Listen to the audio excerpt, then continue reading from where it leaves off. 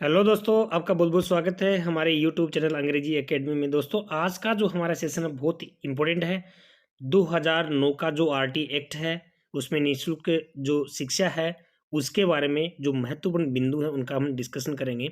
और निश्चित रूप से यहाँ से 2 या 3% आपसे पूछे जाएंगे। निःशुल्क एवं अनिवार्य बाल शिक्षा का अधिकार, ये हमारा आज का टॉपिक है। इसके ऊपर जो मोस्ट इम्पोर्टेंट जो बातें हैं उनको हम सिर्फ और सिर्फ डिस्कस करेंगे। तो देखिए, पहला जो है इसमें धाराएं हैं, कुछ है, कुछ चीजें हैं। संविधान के अनुच्छेद 21 क में किस आयु वर्ग के बच्चों के लिए अनिवार्य शिक्षा का प्रावधान है?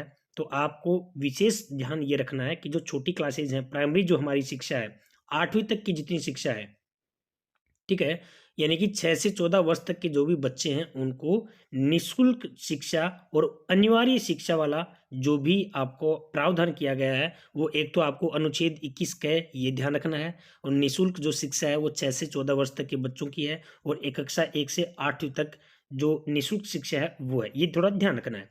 नेक्स्ट है, शिक्षा के अधिकार को मौलिक अधिकार का दर्जा दिया गया, यानी कि शिक्षा का जो अधिकार वो 86वें संविधान संशोधन अधिनियम 2002 जो है उसमें मौलिक अधिकार का दर्जा दिया गया है।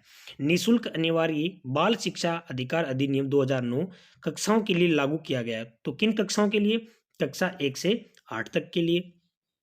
निःशुल्क एवं अनिवार्य बाल शिक्षा का अधिकार अधिनियम 2009 किन बच्चों के लिए समावेशी शिक्षा, यानी कि जो बेसिक एजुकेशन है वो किन के लिए प्रावधान की गई है? 6 से 14 वर्ष तक के बच्चों के लिए। निःशुल्क और अनिवार्य बाल शिक्षा अधिकार अधिनियम, यानी कि ये जो एक्ट बना है 2009 वाला, वो निःशक्त बच्चों के लिए निःशुल्क शिक्षा के अधिकारों को सुनिश्चित करता है। कौन से? 6 से 18, यानी कि जो निःशक्त जन है उनकी 6 से लेके और 18 वर्ष तक क्या देता है? निःशुल्क शिक्षा देता है। निःशुल्क जो अनिवार्य शिक्षा है 2009 के एक्ट के अंदर, वही राशि का केंद्र राज्य का अनुपात क्या है, यानी कि वहां सेंटर भी देगा और स्टेट भी देगा, वो जो अनुपात है, ठीक है, वो 60 और 40 का अनुपात है। और अध्याय 3 की धारा 7 में उल्लेख है इसका। ये थोड़ा धाराएं जो है जितने भी हैं वो आपको ध्यान रखना। तो ये देखो, बहुत बार ये प्रश्न ये आता है कि शिक्षा का जो निःशुल्क शिक्षा है उसमें जो अधिनियम जो एक्ट बना है 2009 का, उसमें केंद्र और राज्य का, केंद्र और राज्य यानी कि जो सेंटर है वो 60% और 40% स्टेट, इस तरह से क्या करेगा? वो राशि है वो वहन करेगा। ठीक है, तो ये जो है अनुपात है वो आपको देखना है, 60 और 40 वाला जो है ये बहुत इंपॉर्टेंट है आपके लिए। नेक्स्ट आता है आपका 7 और 8। इसमें देखो, निःशुल्क अनिवार्य बाल शिक्षा अधिकार अधिनियम 2009 के अनुसार अध्यापकों के प्रशिक्षण के लिए मानकों को विकसित और लागू करेगी केंद्र सरकार। यानी कि जो भी मानक होंगे, जो भी पैरामीटर जो होंगे, जो भी आपका जो रूल रेगुलेशन होंगे, वो सेंट्रल वाला लागू करेंगे। किसमें? इस 2009 वाला एक्ट के अंदर। आरटी एक्ट संशोधन अधिनियम 2019 के अनुसार बालकों को निःशुल्क प्राथमिक शिक्षा, तो निःशुल्क प्राथमिक शिक्षा आयु जो है 6 से 14 वर्ष के स्थान पे क्या कर दिया गया है? 3 से 18 कर दिया गया है। 2019 में इसमें संशोधन किया गया, 2009 वाले में 2019 में संशोधन करके, पहले क्या था? 6 से 14 वर्ष था, और अब क्या कर दिया गया है? इसको 3 से 18 कर दिया गया है। आंगनबाड़ी में भी देने लगे ना एजुकेशन। नेक्स्ट है, निःशुल्क एवं अनिवार्य बाल शिक्षा अधिकार अधिनियम 2009 किस भाग के बच्चों को निःशुल्क एवं अनिवार्य शिक्षा का कानून 2019 द्वारा संशोधन किया गया? धारा 16 और धारा 38 के अंदर। ये थोड़ा सा आपको ध्यान रखना है, ठीक है।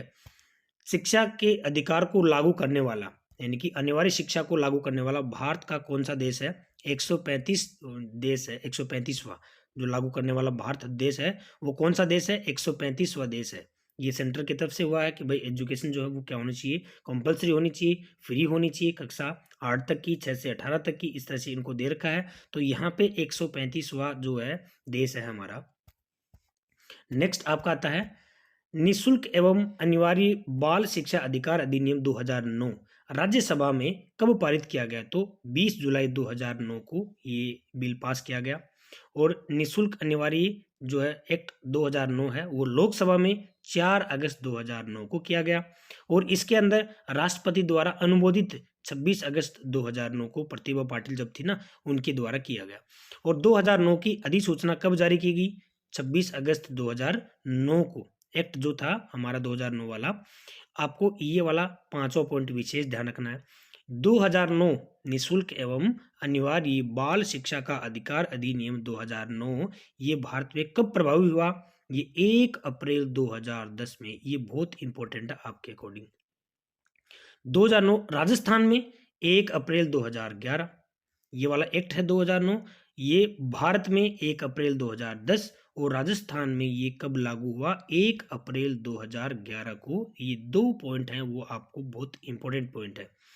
ये वाला जो एक्ट 2009 जम्मू कश्मीर में कब लागू हुआ, 5 अगस्त 2019 को। पहले क्या था, ये जो था वहाँ पे धारा 370 थी और वहाँ पे वो एक अलग ही स्पेशल दर्जा था स्टेट का, तो वो अपने अकॉर्डिंग ही सब कुछ लागू करते थे। लेकिन 5 अगस्त 2019 है, उसमें ये वाला जो पूरा का पूरा लागू हुआ है, क्योंकि जो पूरा भारत देश के अंदर जो रूल लागू होगा वो अब यहाँ पे भी लागू होगा। आरटीई 2009 में कुल कितने अध्याय हैं, 7 अध्याय हैं। और 2000 में धाराएं कितनी हैं, 38 धाराएं और 1 अनुसूची है। ये थोड़ा ध्यान रखना, 7 धाराएं हैं, ये 7 अध्याय हैं, 38 धाराएं हैं, 1 अनुसूची है। आरटीई 2009 का सबसे बड़ा अध्याय कौन सा है, अध्याय 4 है। 12 से 28 तक की इसमें क्या है, धाराएं हैं। आरटीई 2009 में सबसे छोटा अध्याय कौन सा है, तो अध्याय 1 है, जिसके अंदर धारा 1 व 2 है। आरटीई एक्ट 2009 किस अध्याय में प्रारंभिक शिक्षा, बालक अनुवीक्षण प्रक्रिया आदि शब्दावली का उल्लेख किया गया है, तो अध्याय 1 के अंदर, और जो धारा 2 है उसमें प्रारंभिक शिक्षा का उल्लेख है। निशुल्क से तात्पर्य है, देखिए, निशुल्क एवं अनिवार्य शिक्षा अधिकार अधिनियम 2009 में निशुल्क का मतलब क्या है, तो निशुल्क का मतलब बालक के प्रारंभिक शिक्षा पूर्ण करने तक किसी भी प्रकार की फीस या शुल्क दे नहीं होगा। अब आप ये मत कहना कि भाई यहाँ पे आपको बच्चों को ड्रेस वगैरह है ये भी खरीद के देगी क्या गवर्नमेंट, नहीं। फ्री का मतलब, निशुल्क का मतलब यहाँ पे बालक के प्रारंभिक शिक्षा यानी कि फीस नहीं ली जाएगी। ओके, नेक्स्ट आपका आता है आरटीई 2009 के अध्याय 2। अब आपका अध्याय 2 आता है, उसमें किससे संबंध है, वो निशुल्क एवं अनिवार्य शिक्षा से संबंधित है।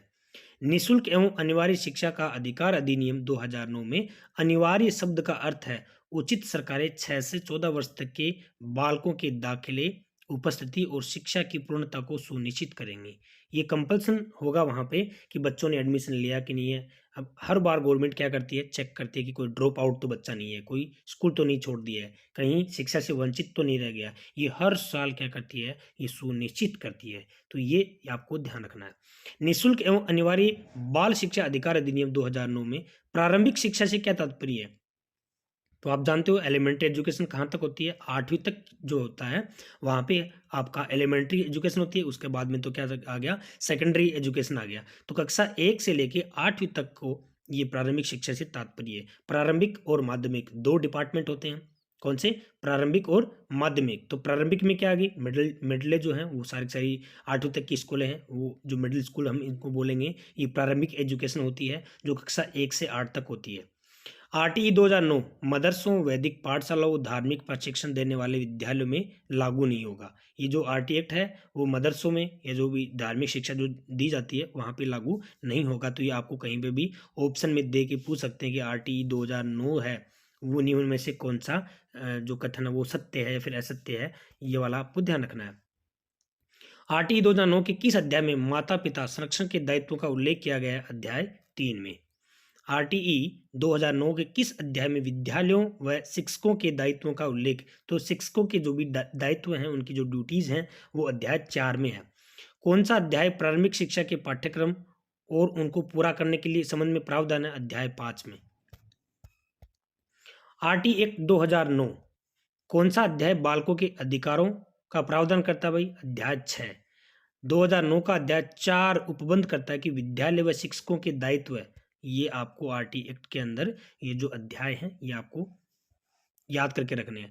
आरटी 2009 के अध्याय 3 में कुल कितनी धाराएं हैं, तो 3 के अंदर 6 धाराएं हैं, यानी कि 6 से 11 तक जो धाराएं हैं वो 3 इसमें शामिल की गई हैं, 6 धाराएं।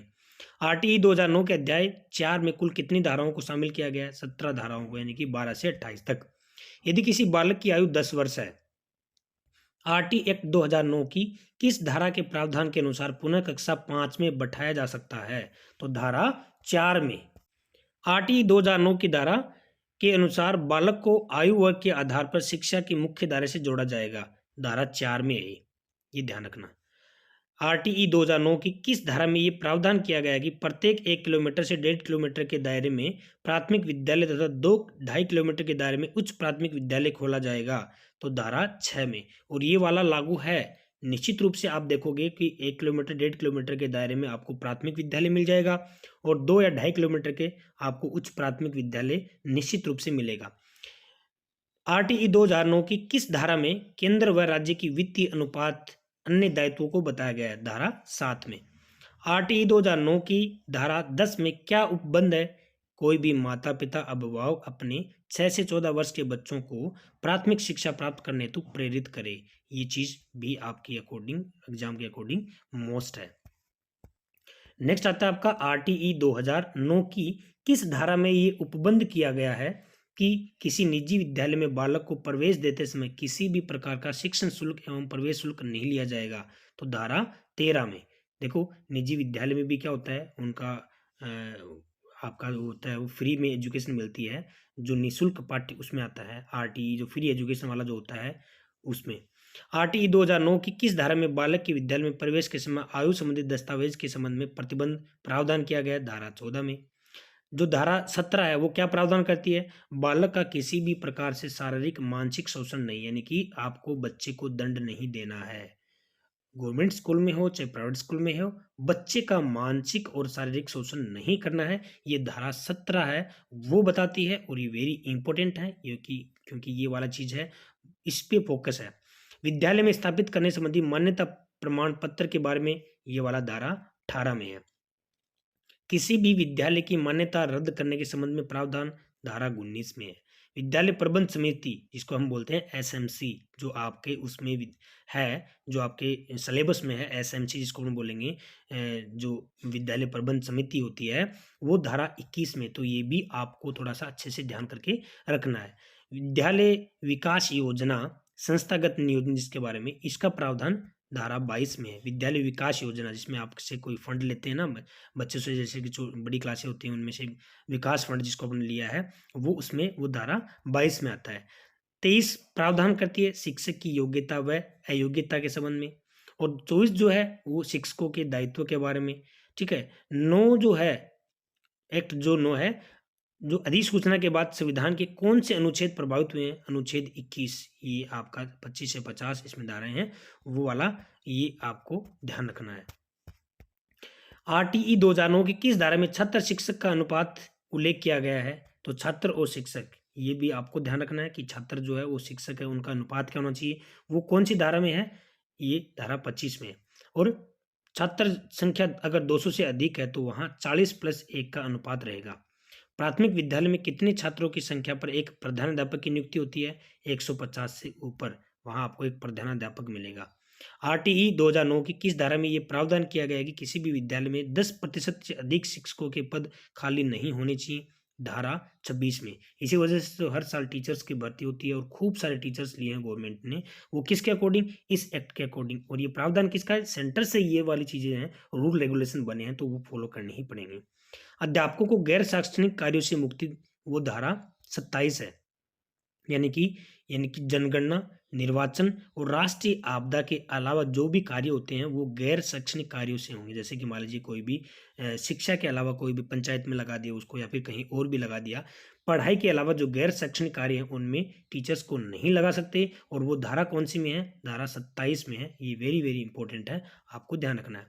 जो आरटी एक्ट 2009 की धारा है 28 में क्या प्रावधान किया गया है कि शिक्षक किसी भी जो निजी या फिर प्राइवेट कहीं पे भी ट्यूशन पर प्रतिबंध है, वो ट्यूशन नहीं करा सकता है कोई भी। गवर्नमेंट टीचर की बात कर रहे हैं यहाँ पे, तो वहां शिक्षक के निजी शिक्षण या फिर प्राइवेट ट्यूशन पर प्रतिबंध है, वो धारा 28 के अंदर है। आरटीई 2009 की किस धारा में ये प्रावधान किया गया है कि प्राथमिक शिक्षा को पूर्ण करने तक किसी भी प्रकार की बोर्ड परीक्षाओं का आयोजन नहीं किया जाएगा?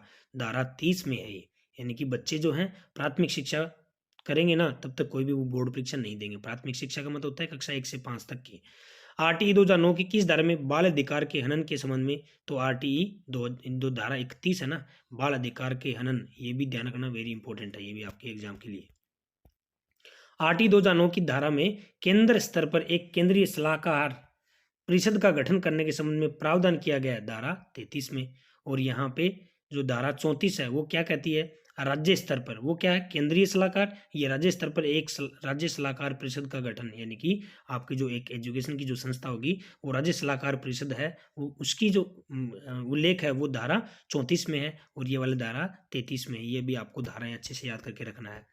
आरटीई 2009 की किस धारा में विद्यालय स्थानांतरण तथा टीसी किस में है, धारा 5 में। और कैपिटेशन फीस की वसूली वो की तो 10 उस फीस का 10 गुना जुर्माना उस विद्यालय पर लगेगा। कोई भी बच्चा जो है 8वीं तक आप जब भी टीसी लेते हो ना तो आपसे क्या नहीं ली जाती है, फीस नहीं ली जाती है। अगर कोई निजी विद्यालय भी लेता है तो उसके जुर्माना लगेगा। यदि कोई विद्यालय धारा 18 का उल्लंघन करता है तो उस विद्यालय पर 1 लाख तक का जुर्माना या प्रतिदिन 10,000 तक का जुर्माना लगाया जा सकता है। 26 के अनुसार शिक्षकों के कुल पदों में कितने प्रतिशत 10% से अधिक रिक्त पद नहीं रहने चाहिए। 2019 में इसका संशोधन किया तो इसमें धारा 16 में क्या प्रावधान है, देखिए प्रत्येक शैक्षणिक क्षेत्र के अंत में कक्षा 5 व 8 की नियमित परीक्षा होगी। यानी कि पहले क्या था, 8वीं तक निःशुल्क शिक्षा, कोई भी परीक्षा नहीं। और अब यहाँ पे क्या हो गया, 5 और 8 में इसमें संशोधन हुआ देखो 2019 में, क्योंकि हर बच्चे क्या हो गए थे 5वीं 8वीं तक मतलब सारे के सारे अंगूठा छाप आगे आने लग गई, क्योंकि वो क्या हो गया निःशुल्क मतलब शिक्षा का मतलब उनको कंपल्सरी एजुकेशन के चक्कर में सबको पास करते गए। अब वहाँ पे क्या हुआ, किसी को साइन तक नहीं करने आते थे। अब उसमें संशोधन हुआ 2019 में, तो 5-8 में क्या होगी, नियमित परीक्षा होगी, बोर्ड परीक्षा जिस तरह से अभी एट प्रेजेंट में की गई है।